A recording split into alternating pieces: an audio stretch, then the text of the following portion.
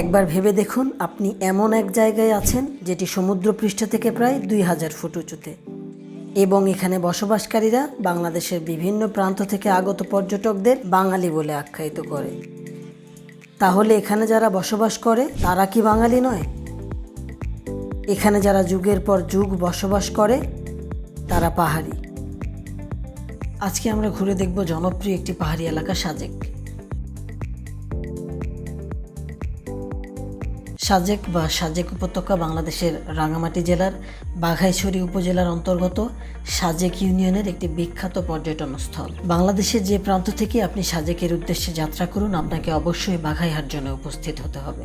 কারণ এই বাঘাইহাট জোন থেকে সেনাবাহিনী, পুলিশ ও বিজিবি বাহিনী সদস্যের দায়িত্ব পর্যটকদের 34 কিলোমিটার দুর্গম পাহাড়ি পথ পাড়ি দিয়ে নিরাপত্তার সাথে সাজেকে পৌঁছে দেওয়া। মন চাইলেই কোনো পর্যটক নিজের ইচ্ছে মতো সময়ে সাজেকে যেতে পারবে না। এর যথেষ্ট কারণও রয়েছে। প্রথমত, বাঘাইহাট থেকে সাজেকের 34 কিলোমিটার দূরত্বের পথ অত্যন্ত দুর্গম। এই পথে অসংখ্য বিপদ। এছাড়াও শত শত বাইকার, চাঁদের গাড়ি, সিএনজি সহ নানান ধরনের গাড়ি প্রতিদিন রওনা করে বাঘাইহাট থেকে সাজেকের উদ্দেশ্যে। বাঘাইহাট জোন থেকে প্রতিদিন 2টি স্কটে সাজেকে যাওয়া যায়। প্রথম স্কট সকাল 10টায় এবং দ্বিতীয়টি দুপুর 2টায়। আমরা দুপুর 12টার সময় বাঘাইহাট পৌঁছানোর কারণে সকালের স্কট মিস করি এবং অপেক্ষা করতে হয় দুপুর 2টার সময় দ্বিতীয় স্কটের জন্য। যেহেতু আমাদের হাতে 2 ঘন্টার সময় আছে, তাই আমরা ক্যাম্পের আশেপাশে ঘুরে দেখতে থাকি। একজন ফল বিক্রেতা আমাদের বলেন, ক্যাম্পের মাঠের পাশে একটি পুকুর রয়েছে। প্রায় 700 কিলোমিটার পথ বাইক চালানোর পর আমরা সত্যিই খুব ক্লান্ত ছিলাম, তাই আর দেরি না করে লাফিয়ে পড়ি পুকুরে। এরপর রাস্তার পাশেই ফলের দোকান থেকে কিছু ফল এবং চকলেট খাই। দুপুর 2:30 স্কট ছেড়ে দিলে অসাধারণ এক অনুভূতি নিয়ে সব রাইডার একসাথে সাজেকের উদ্দেশ্যে রওনা করি। কয়েক কিলোমিটার পথ পাড়ি দেওয়ার পর পাহাড়ের সৌন্দর্য আমাদের এতটাই মুগ্ধ করে, আমরা গাড়ি থামিয়ে দাঁড়াই সেখানে। কিছুক্ষণ দাঁড়াতে সেনাবাহিনীর টহল গাড়ি আমাদের সতর্ক করেন আমরা যেন কোথাও না দাঁড়াই। মন চাইলেও আর থাকতে পারি না সেখানে।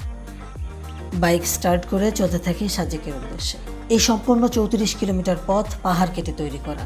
রাস্তার দুপাশে যত দূর দু চোখ দিয়ে দেখা যায় শুধু পাহাড় আর মেঘের খেলা। আবার মাঝে মাঝে রাস্তা এত বেশি উঁচু নিচু যে রীতিমতো ভয় হয় এই ভেবে, আমি কি এত উঁচুতে বাইক তুলতে পারবো? এখন আমরা সাজেকের প্রবেশ গেটে। খুবই সাধারণ এবং চমৎকার একটি এন্ট্রেন্স।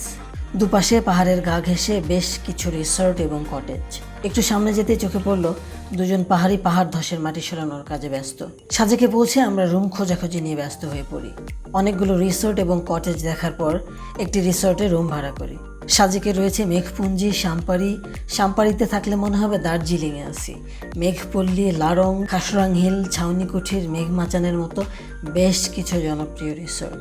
আমরা যতক্ষণে ক্লান্তি দূর করার জন্য বিশ্রাম নিই, ততক্ষণে সন্ধ্যা নেমে আসে। রুম থেকে বের হতে চোখে পড়ে অসংখ্য পর্যটক। এখানে সেখানে ছোট ছোট মেঘেদের দল।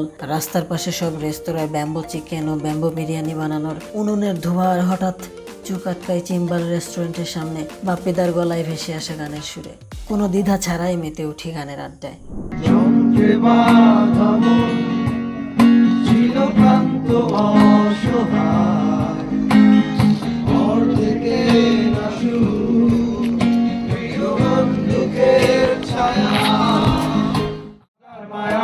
মিশিয়ে দিয়ে ভাবি আচ্ছা নীল তোমার লাগে ভালো। আমার শিমুল ডালে আছে আগুন জালে, মহুয়ার বনে মাতাল হাওয়া খেলে। তবু এইখানে আছে অবলীল হাওয়া, জানালা বন্ধ করে আসে যায় আর করে ওঠে মধ্যরাত তোমার ছায়ায় জমে।